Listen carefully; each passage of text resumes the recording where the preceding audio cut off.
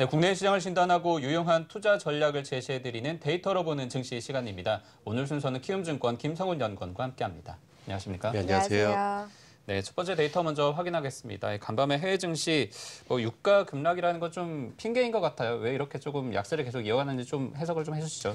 간단하게 말씀드린다면 5개월간 연속 상승했다라는 그런 말씀 좀 드리고 싶어요. 예. 역시 달도 차면 기운다라는 그런 말이 있듯이 현재 5개월 연속 상승했다라는 부분이 오히려 좀 핑계거리가 되는 그러한 이유를 좀 찾으면서 국제유가 급락 나온 부분도 조정에 대한 이유가 되는 그런 흐름이었다라고 말씀 좀 드릴 수 있을 것 같은데요.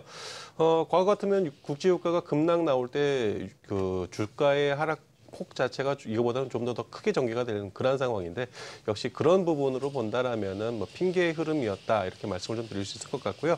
또 그 내일 발표될 고용 지표에 대한 부분 자체를 좀 더 보고 가자라는 그러한 관망세가 퍼지면서 시장 자체가 쉬어가는 그러한 형태였다 이렇게 정리를 할 수 있을 것 같습니다. 네, 최근 뉴욕 증시 같은 경우에 사상 최고가 행진을 이어오다가 최근 들어서 금리 인상에 대한 경계감, 또 내일 발표되는 비농업부문 고용지표 이 내용에 대해서 계속해서 주목을 하면서 시장은 약세 흐름을 이어가고 있는 상황입니다. 네. 국제 유가까지 급락을 하면서 증시가 계속해서 부담을 받는 상황이고요. 우리 시장도 마찬가지입니다. 미국의 영향을 고스란히 받으면서 하락하는 움직임을 보이고 있는데요. 특히나 코스피 시장의 경우에는 외국인들이 최근 들어서 매수와 매도를 오가면서 일단 매수세가 약해졌고 코스닥 시장은 좀 반등해줄 타이밍이었는데 결국 시장이 좀 받쳐주지 못하고 여건이 좋지 않으면서 계속해서 외국인과 기관의 매물이 압박하고 있는 상황이에요. 좀 국내 시장 어떻게 좀 진단해 볼 수 있을까요? 네, 어저께 증시 같은 경우 쳐다보면은 사실 자세히 살펴본다라면 미국 증시의 영향이 컸다라는 그런 말씀 좀 드릴 수가 있는데요. 또한 심리적인 요인 자체가 시장의 흐름을 좀 제어하는 그런 형태의 흐름이 나왔고요. 그러한 부분은 이제 수급에서 확인할 수가 있었는데 장중 내내 그 매도를 하던 외국인이 오히려 동시효과의 매수로 바뀌는 그런 형태 흐름이 좀 나왔고요. 그리고 장중 내내 매수하던 기관은 오히려 매도하는 형태 흐름이 나오면서 전체적으로 수급 변화가 굉장히 급격하게 전개되는 그러한 형태 흐름이 진행이 되었고요. 그리고 코스닥 시장 같은 경우는 사실 반등 포인트임에도 불구하고 지금 반등을 하지 못하는 그러한 형태가 나왔는데 추가 하락이 나왔던 주된 이유는 역시 신용에 대한 부담이다라고 말씀을 좀 드리고 싶습니다. 그러니까 작년 2015년도에 사실 시장의 신용대금, 융자대금이 8조 원이었을 때에도 코스닥의 신용융자대금은 4조 원대 초반이었었는데 지금 한 7조 7천억 대의 신용융자대금으로 오히려 줄어들었음에도 불구하고 코스닥의 신용융자대금은 지금 현재 4조 4천억 대에 가깝다라는 그러한 부분이 오히려 그 현재 신용 물량에 대한 부담이 코스닥 시장을 계속해서 압박하고 있는 그러한 상황이다. 결국은 반등이 나온다라고 하더라도 그 반등이 제한될 수밖에 없는 요인 자체가 이 그 신용 물량에 대한 반대 매물에 대한 부담이 당분간은 좀 계속적으로 이 코스닥 시장을 좀 억누를 가능성이 상당히 높지 않을까 이렇게 지금 보여지고 있고요. 그렇다면은 현재 시점에서 이 코스닥 시장에 대한 대응 전략이나 이러한 부분에 대해서는 조금 더 깊게 생각해 보고서는 대응 전략을 좀 짜야 되지 않을까 이렇게 보여지기 때문에 전체적인 시장 자체는 수급이 없는 상황에서 거래대금이 굉장히 줄어든 상황에서 체력적으로 좀 부담이 되고 있는 상황이다. 그런 부분에서 모멘텀을 찾아가는 과정이다라고 말씀을 좀 드리도록 하겠습니다. 네, 지난주부터 계속해서 이어지고 있는 게 시장이 지금은 일단 관망세를 유지하고 있는 것 같습니다. 코스닥 시장 같은 경우에는 말씀해 주신 것처럼 신용 부담에다가 또 여러 가지 차익 매물까지 얽히면서 좀처럼 반등을 하지 못하고 있는데 어제 코스피 같은 경우에는 업종별로 외국인이 그래도 사고 판 종목들을 좀 나눠본다면 결국에는 매수를 했지만 전기전자를 또 팔아버렸기 때문에 그렇죠. 이게 또 영향이 있지 않았나 싶어요. 네, 네. 그러니까 사실 전일 업종이나 이러한 부분을 보면은 시장 자체가 죽었다라고 얘기하기는 어렵고 시장은 살아있는 부분이다라고 말씀을 좀 드리고 싶은데 순환 자체는 지금 돌고 있다라고 말씀을 좀 드릴 수 있을 것 같습니다. 시장의 그동안 중심이 전기전자와 기기업종이다라고 말씀을 좀 드렸는데 전일 같은 경우 철강 가격의 강세가 계속적으로 진행이 되면서 철강 업종들의 흐름이 좀 안정적인 형태를 보여주었고요. 그리고 또 기기업종 쪽에서 두산 그룹주들이 안정적인 형태 흐름을 좀 보여주면서 시장의 순환 흐름을 계속적으로 이어가는 그런 모습을 좀 보여줬습니다. 그리고 또 운수 창고 업종들이 초강세를 보이는 형태 흐름을 보이면서 오히려 운수 창고 업종들이 강한 흐름을 보인다. 그러니까 결국 업종별로는 순환 사이클 자체가 전개가 되고 있는 부분은 보여주고 있었다. 이렇게 정리를 할 수 있을 것 같고요. 또한 구조조정 쪽에 대한 기대감이 큰 이 조선온색타 쪽 같은 경우도 상승하는 그런 모습이었지만 역시 종목별로 본다면 현대중공업이 좀 독보적인 그러한 형태 흐름을 좀 보였고 결국 이러한 현대중공업의 상승은 구조조정의 가장 큰 수혜가 될 것이다라는 부분하고 실질적으로 회사 자체의 구조조정도 굉장히 잘 되고 있다라는 그러한 부분에서의 긍정적인 시그널로 받아들이면 될 것 같고요.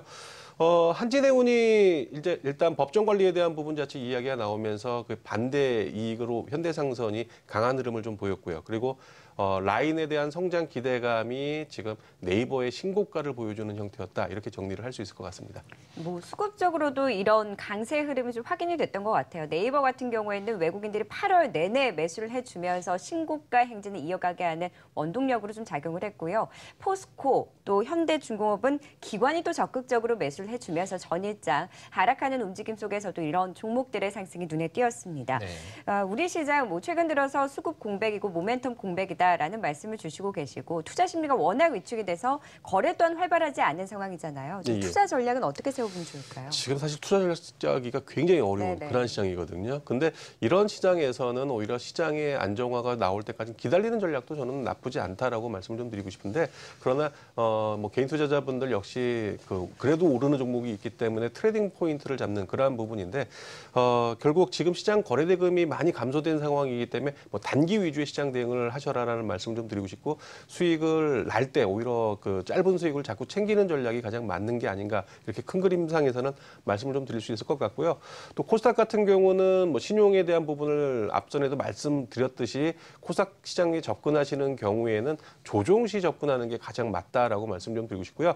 역시 큰 폭의 그 수익을 기대하기보다는 단기 위주의 접근을 하시는 게 가장 좋은 전략일 것이다라고 말씀을 좀 드리도록 하겠습니다. 또한 지금 현재 시장의 또 특징적인 부분을 본다라면은 바닥권 종목들의 상승 흐름이 이어지는 그런 형태를 좀 보여주는데 대바닥을 형성했던 호텔신라 같은 종목들이 올라오고 있고 뭐 신세계 같은 종목들도 바닥권에서 상승 전환이 되는 모습 그리고 또 뭐 자동차 업종들에서 현대위아 같은 종목들 또 현대글로비스 같은 종목들이 상승 전환되듯이 지금 현재 바닥권 종목들의 상승 흐름이 계속적으로 이어지고 있기 때문에 정배열로 가는 종목군과 함께 바닥에서 거래량을 수반한 종목들 쪽으로 관심을 가져보시는 것도 괜찮지 않을까 보여지고 있습니다.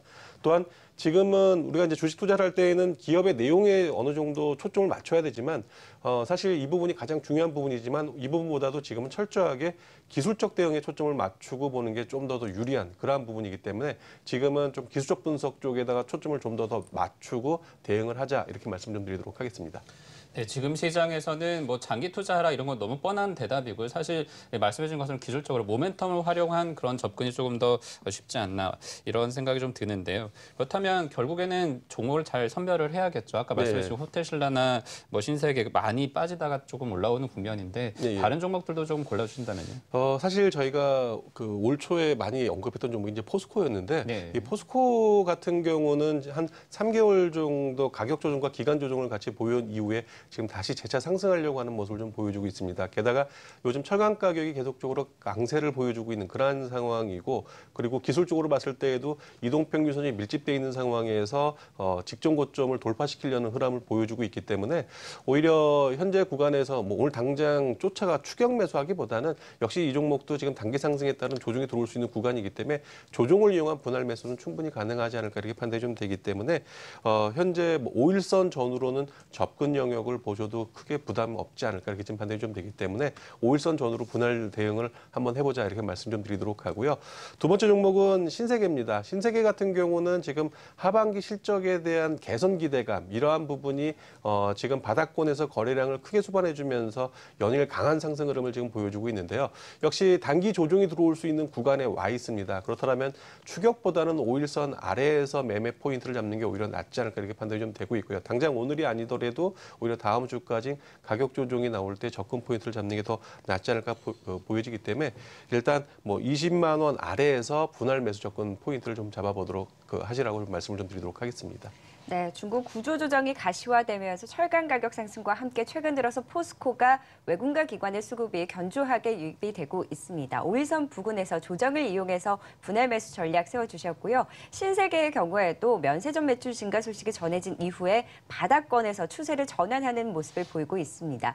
역시 추경 매수보다는 좀 21선, 20만 원 선 밑에서 좀 조정을 받았을 시에 관심을 가져보자. 오늘 관심주로 포스코와 신세계 이 두 종목 짚어주셨습니다. 네, 데이터로 보는 증시 오늘 자세하게 좀 짚어봤습니다. 도움 말씀에 키움증권 김성훈 연구원과 함께했습니다. 고맙습니다. 네, 감사합니다.